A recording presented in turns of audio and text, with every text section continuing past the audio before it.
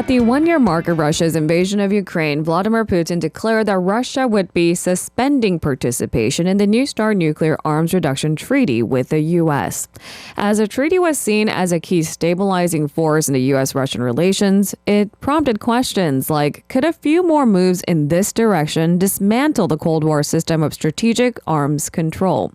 What does the decision to suspend participation in this New START treaty actually indicate? For a closer look, we're joined by Professor Byung-joo of the Hankuk University of Foreign Studies. Good morning, Professor Kim. Good morning. Thank you for joining us. Thank you for having me. If you don't mind, could we start out maybe with a little bit of background? What exactly is the New START treaty and how did it come about and how does it exactly work?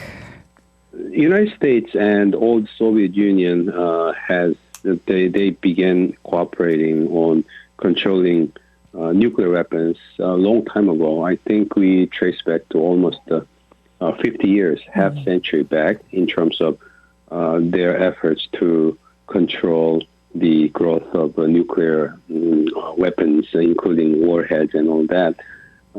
Some of the interesting names like early on, I would say, like a SALT treaty. There was an agreement to freeze nuclear weapons between the United States and the Soviet Union. And this START treaty, another interesting name, is something that's designed to reduce nuclear warheads. What happened was 1991, after the end of Cold War, Soviet Union and the United States agreed that they should try to cut down the size of nuclear weapons and hold on one second. Nuclear weapons, and then so that was the beginning. 1991 was the beginning of this treaty designed to cut down nuclear weapons. There was a START treaty, and what happened was after this period ended. Back in 2011, this was the time of Obama administration, and as we may recall, actually we have forgotten a lot of things ever since his beginning because there are so many things that happened, like it's Trump and all that. But if we trace back, carefully go back to our memory, beginning of Obama's presidency, one could recall something called, for instance, his Prague speech on a world without nuclear weapons.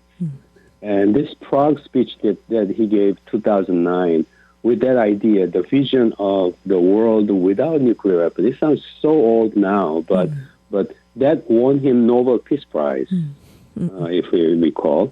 So at that time, 2009, 2010, and so quite serious time for the concerns of terrorist use of nuclear weapons. And so that time, it's one of the reasons why Obama came out with an idea of eliminating nuclear weapons. As a start, first important step for that was the establishing new kind of START treaty that's designed to cut down nuclear weapons. And so they called it New START Treaty. And after 2009 speech, Obama was pushing for like a nuclear summit worldwide, trying to reduce, nuclear arsenals. And 2011 was the time when this New START Treaty was put in place. The idea of New START Treaty is putting a cap on number of nuclear warheads, as well as delivery systems, and so on. So that the New START Treaty entered, as I said, into effect 2011. It's supposed to last until 2026. We have a few more years to go until the end of this period of treaty. But the thing is, what happened is, a few days ago, Putin declared that Russia is going to halt or suspend participation in this New START treaty. So quite an interesting announcement. But the thing is, he carefully put his words in describing suspending participation. It's not withdrawal from the treaty. It's or just terminate. Suspended process, right, or terminate. So an interesting, careful choice of words, and that there are different implications for that. Okay, so maybe that's the next question I want to ask, because in that State of the Nation address, Putin was careful to emphasize that Russia was only suspending, not terminating its participation in the New START treaty. So what are some of the future implications of Putin's latest decision, Professor Kim? In terms of his wording first, he left the door open in terms of a discussion with the United States, and it's not a withdrawal, it's not a termination. So Russia wants to talk with the United States. So that's a short-term challenge to the U.S. How would they want to carry out this discussion with Russia to bring Russia back to the treaty? That will be a short-term challenge. But with or without Russia's re-entry into the New START treaty, overall, a lot of people believe that the situation itself has shifted fundamentally in many different ways. And experts say the 50-year-old or half-century-old system of nuclear weapons control may be over now with Putin's declaration, but others movements as well. For instance, like North Korea is one factor, China is the other factor. There are different technological progress that's happening. That's another factor. So the old system where the two powers, bipolar powers, Russia, used to be Soviet Union on one hand, and the United States on the other, trying to agree on putting cap on the growth of nuclear weapons or warheads. They say those are kind of like 70s, 80s, 90s style thing. And what Putin just mentioned, just these signals or make it, real, that actually those era, 50 years of two superpowers trying to control the growth of nuclear weapons may be actually over. So it's a declaration. It just it symbolizes how things have changed on the technological front, and then power politics front, the nuclear proliferation front. Things have all changed. They say this is just his words just signifies the change that have been underway for quite some time.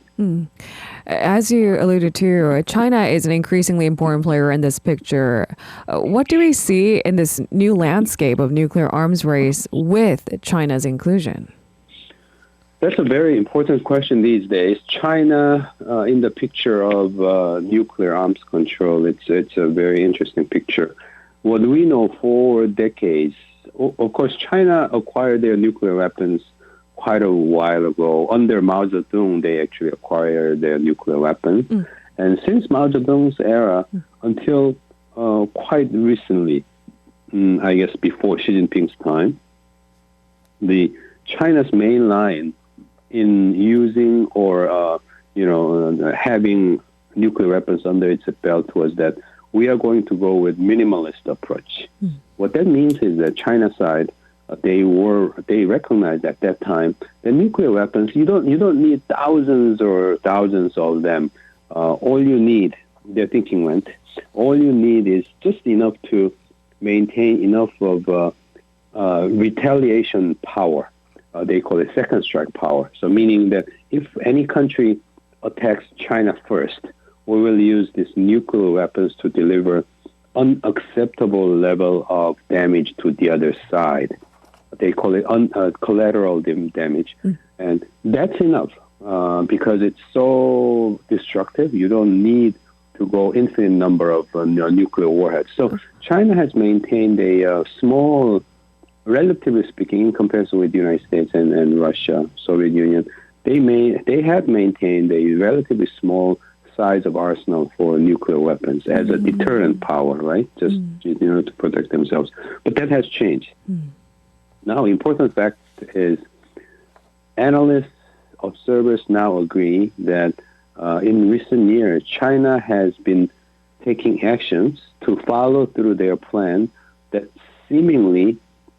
seems to be targeted on increasing their nuclear arsenal by as much as 4 times as in the past. That is the current plan. That's what the intelligence analysts are saying. So China is on the track from the previous minimalist approach to non-minimalist, the more or the better kind of approach, and increasing their nuclear power by 4 times. So this means, analysts say, the bipolar nuclear power balance, the time for that is over. Yeah. So it's going to be now a tripolar system that we will face, where in addition to the United States and Russia, we will have China entering the race or competition for nuclear dominance. And different theorists have thought all about their theories about which system is more stable. In physical world, tripod, something that has 3 legs, is most stable thing that can put on the whole Earth.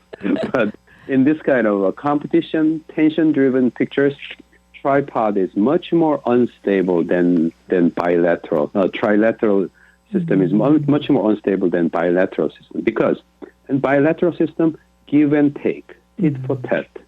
But trilateral system, even if the 2 parties want to preserve stability, if just one party out of 3 tries something that destabilizes the picture, the whole system falls apart. So that's why theorists and observers are getting much more nervous about China's entry into the system, and they are concerned because China's desire to increase their nuclear weapons is something that's going to continue on for quite some time into the foreseeable future.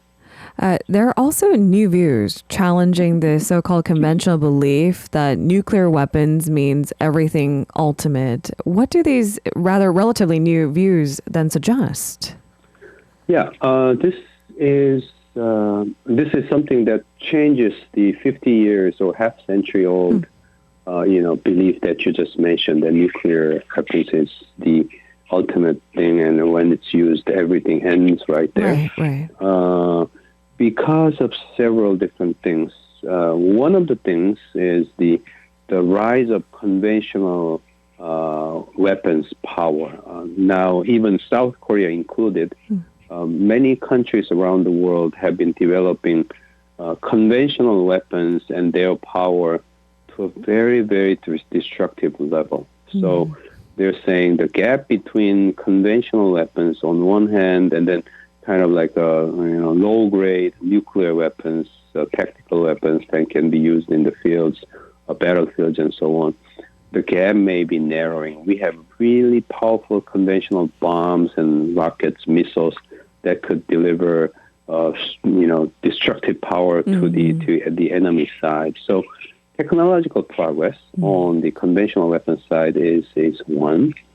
And the other one that's really interesting is the detection knowledge, reconnaissance or surveillance technology that have been developing makes also a big difference now here too, because traditionally for the last 50, 60 years under the Soviet Union, United States nuclear power balance system, what was critical is countries, either side, countries' capability to hide their nuclear weapons, because nuclear weapons is important, right, for as a second strike capability. If the other side does something to me, I'm going to strike you back. In trying to strike you back, I have to hide my weapons to be protected from enemies' first strike. When they attack us first, we want to make sure that our missiles, warheads that we will be using for retaliation will be well protected. That was the assumption, right? The thing is, however, these days, the different technologies like satellite technology, signal detection technology, different imagery technologies, and even big data, supercomputer, like quantum computing that's rising and stuff. Right. We can much more easily detect where enemies' missiles are being covered up or being set aside. So they're saying the overall picture of this nuclear weapons arms race is changing altogether. And then lastly, technologies, military technologies that have little to do, seemingly little to do with the nuclear weapons, such as drone. We had a big deal about drones from North Korea recently, right?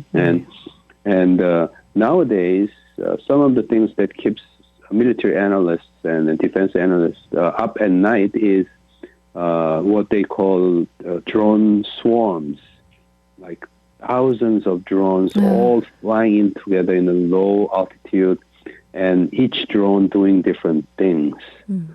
So these are much more scary scenarios. And then how do you defend from them and also defend your nuclear arsenals from this kind of drone swarm attack? It will be a new challenge. So they're saying altogether things are really changing fast, and that's because of the technological progress at all kinds of different broad fronts. Dr. Kim, I've got to give credit to you talking about drone swarms. You sound so calm and collected. It's deadly because frightening. they come in a low silence way. So you have to talk about it in a low tone. Anyway. Okay, so undeniably, a nuclear weapons arms race now will include Russia, China, and U.S. going forward. What does this all mean for South Korea now and in the future? Yeah. Now, once again, in talking about this subject, we are being reminded that the world order is something called fundamental world order is called anarchy. What that means is absence of world government. There's no single authority that will protect countries from others' attack or provocation. So what that means is that each country has to protect themselves ultimately.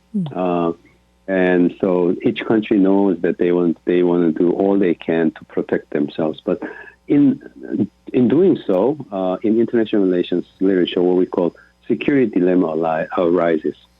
Countries trying to protect themselves actually decrease security of other countries because you never know, these weapons you're acquiring, even though you're saying this is to protect yourself, the other side sees, that weapons could be used to attack us. So countries trying to protect themselves increases the instability. That's the sad nature of international relations. We have to take it for granted as a constant, given situation. And Korea faces the same thing. What do we mean by that is Korea really has to focus on protecting themselves. It will result in increasing instability for others, but we have to survive first because no one will help us survive, right? So in that regard, we will have to think about ultimate ways to protect ourselves. We have seen Donald Trump saying, withdraw U.S. troops from Korea. Current Biden administration, there's a night and day difference between Trump administration, but the United States has its own political instabilities up and down, and they have different elections coming up. So Korean military strategists and security analysts are busy thinking about the ultimate best ways to defend this country on our own. And so that's why there are different voices about what Korea should do about nuclear armament in an ultimate way. There are different strategies, short-term, mid-term, and long-term, and a lot of people are thinking what the ultimate solution would be and all that. So the key points to answer your question is Korea is thinking hard in terms of how we'll deal with this situation overall, fast-changing situation overall.